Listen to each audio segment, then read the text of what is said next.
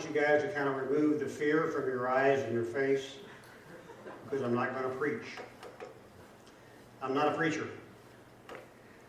I don't even really consider myself a teacher, because if you consider yourself a teacher, that would imply that you've built up this wealth of knowledge base, and I just want to impart it to all of you. And my wife would be the first to tell you, that ain't happening. So he's not a teacher either. I'm just one of you. I'm in the same boat. We are all in the same boat. Just rowing. Hopefully all paddling in the right direction toward him. I'm not at the front of the boat with my knee on the bow doing one of those things to kind of show the way. That spot is reserved for people much stronger than I am. But I'm not in the back of the boat either, I don't think. I'm kind of in the middle of the boat, rowing right beside you. So if I discover a way to row the boat easier, I just naturally want to share it with you. So I want to come to you today not as a preacher, a pastor, or a teacher. I want to come to you as an encourager. I just want to give you a word of encouragement this morning. The topic that God has elected me to encourage you with is the subject of faith. Faith is a word that's used quite often nowadays. People that go to church, they call us a faith-based organization.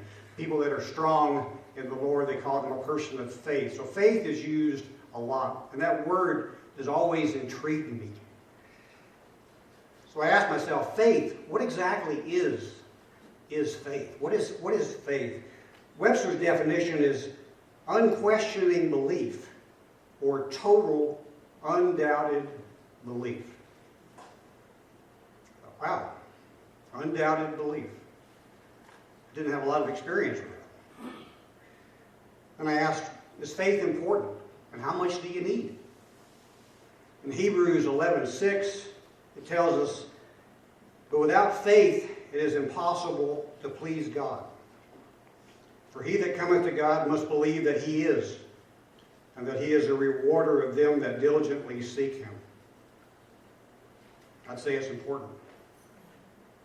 Is it powerful, and how much do you need? Matthew 17:20 says, if you had faith as a grain of mustard seed, you could say to this mountain, remove hence to yonder place, and it shall remove, and nothing shall be impossible to you.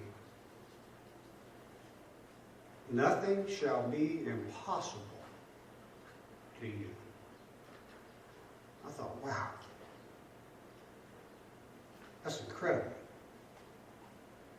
That's the kind of faith that I want. I believe that's the kind of faith we all want.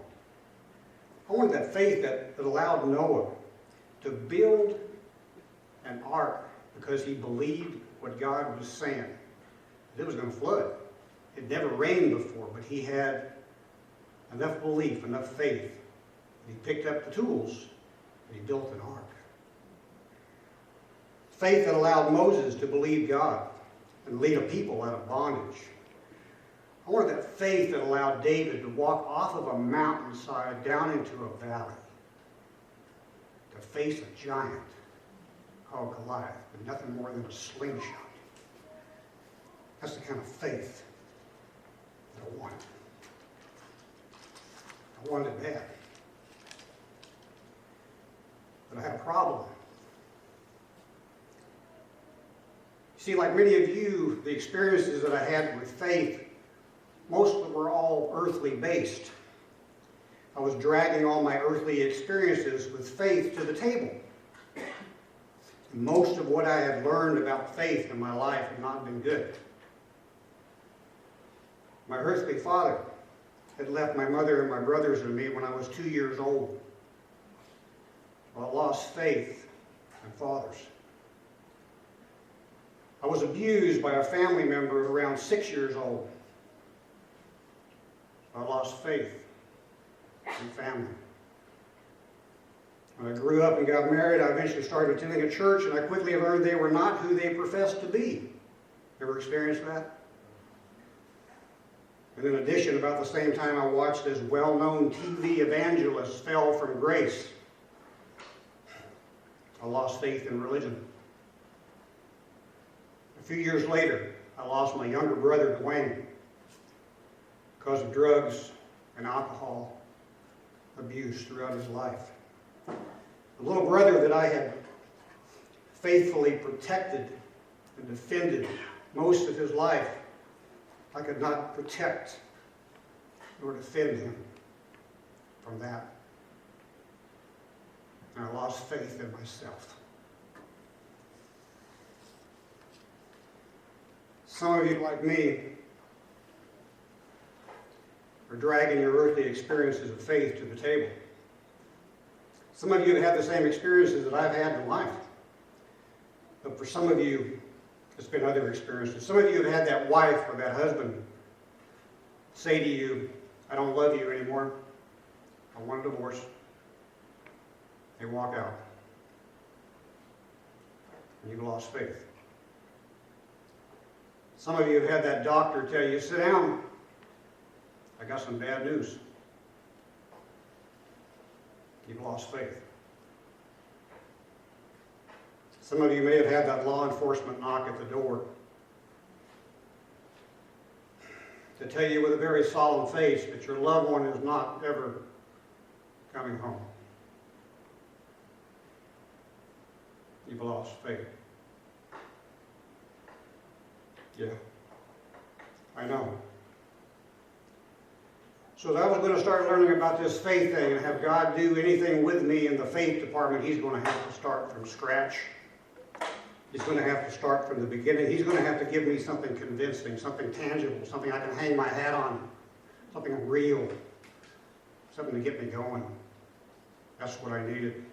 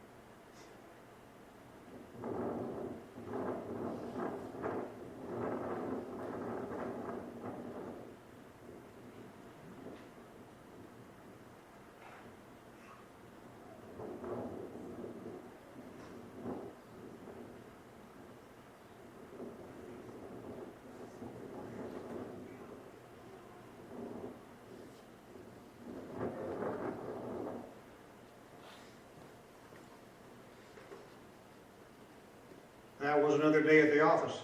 I had a happy ending. When I was a young child, it would be surprising to a lot of you, was I developed an extreme fear of heights. It plagued me when I was young because I had so much fear about heights that I didn't climb the trees that the other boys were climbing. I couldn't even step on a ladder more than a few steps without feeling nauseous.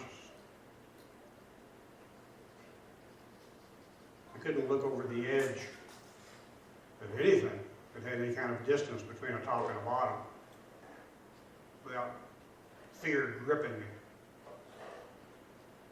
causing me to be paralyzed practically without being able to move. As a young man, there's someone that actually remembers this and seated amongst us, my brother-in-law. I got stranded on a cliff. Started pretty innocently. We just started up a shortcut, walked a trail, followed a little ledge around, probably 500 feet to the bottom. Danny stepped out on a ledge and kept going. It broke away a little bit. I saw that partial fall, and all at once fear gripped me, and I could not move. And I had to be rescued from the cliff. At 15 years old, it was pretty embarrassing. The cliff wasn't that big of a deal. But the fear paralyzed me, rendered me immovable, not capable of moving on my own.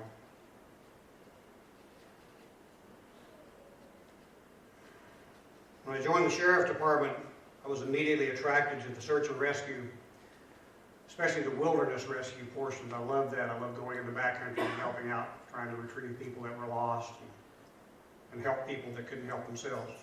I thrived on that. I loved that. I got into the swiftwater division, and I loved that. I could swim like a fish. I had no problem with that. I had no fear of water. Then our department started calling for cliff rescuers, climbers. Nobody was really stepping up to the plate in any big hurry, but I wanted to help. I thought, well, maybe, just maybe.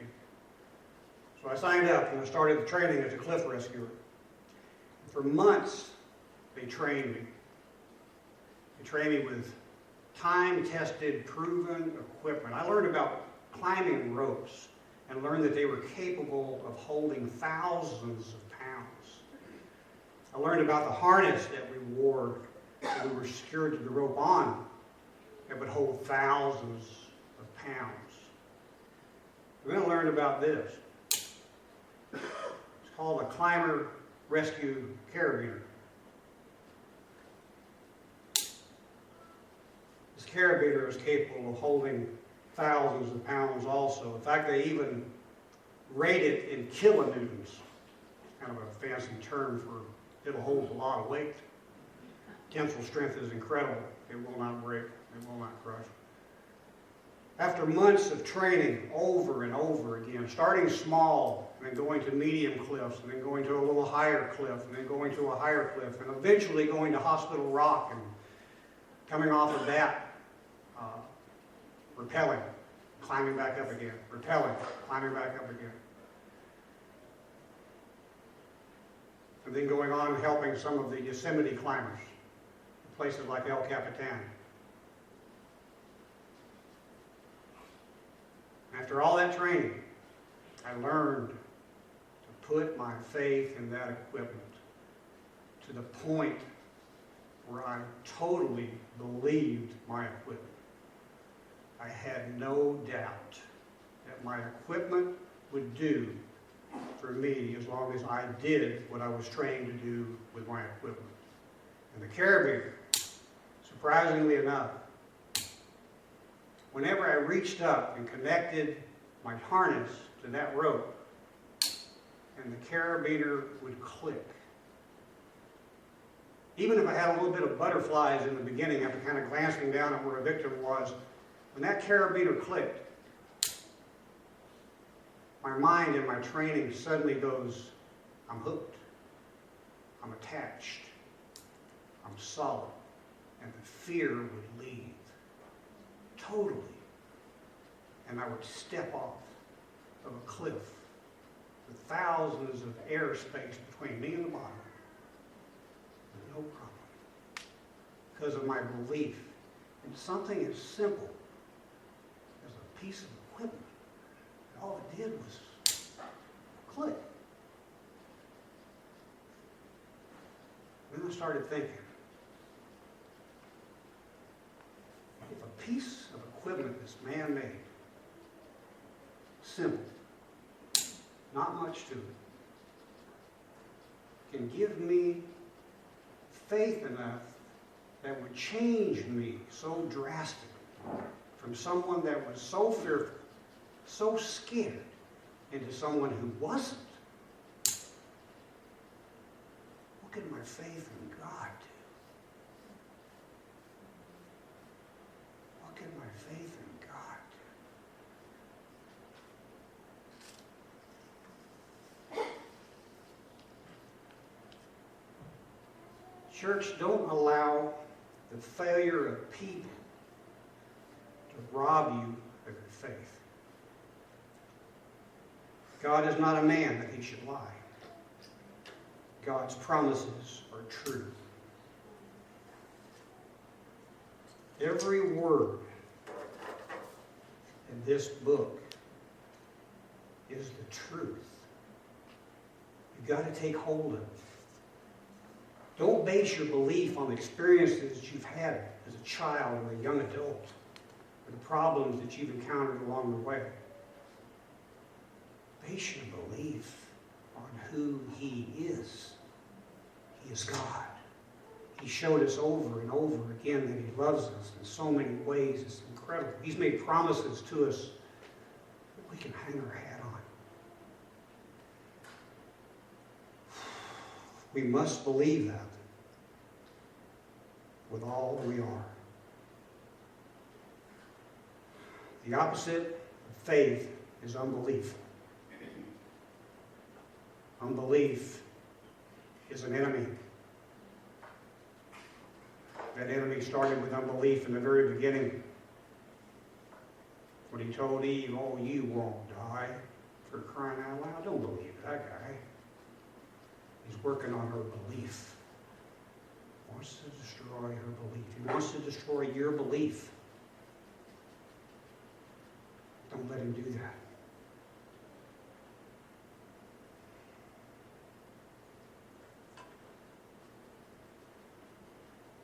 No matter how big your faith is, you have to be able to move with it.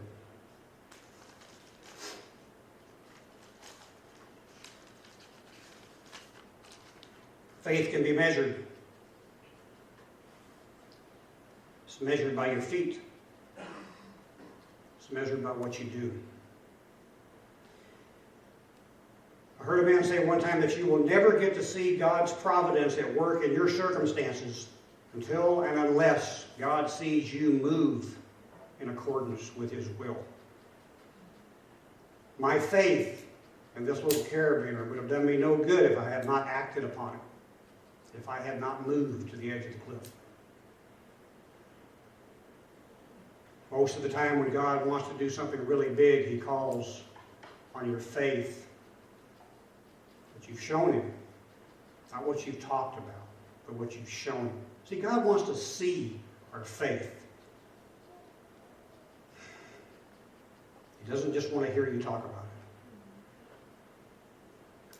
Faith is measured by your footsteps. It's measured by what you do. It's by your walk, not your talk. It's by your life, not your lips. It's by your movement, not your mouth. You can't say, God, give me a job, and not go job hunting. And you'll never see a bird sitting on a branch with his beak wide open waiting for the worms to drop from heaven. It goes hunting, totally believing that God will provide. But it has to move. It has to move. The enemy is unbelief. Don't let unbelief take you away from the direction that God wants you to go. Treat it like an enemy. Move in what little faith that you have. No matter how you measured it, what it ends up on a scale, move in it. Fast is movement. Praying is movement. Serving in your church is movement. Supporting and loving your pastor and his family is movement. Giving aid to your neighbor, serving in your community is moving. Move in what faith that you have, where you are now.